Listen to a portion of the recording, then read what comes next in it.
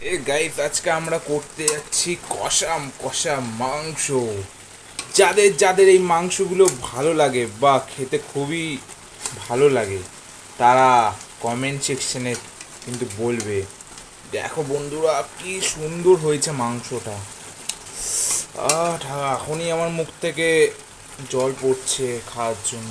বন্ধুরা দেখুন, আপনারাও দেখুন ঠিক করে। ও বন্ধুরা, হেভি হয়েছে, হেভি হেভি বন্ধুরা, হেভি। দেখুন, একটুখানি আমরা কষতে দেবো, তার কিছুক্ষণ পর হয়ে যাবে। এমনই ভিডিও দেখার জন্য দেখতে থাকুন। আর একটু এক্ষুনি এই গরম জলটা এর মধ্যে দিয়ে দেবো,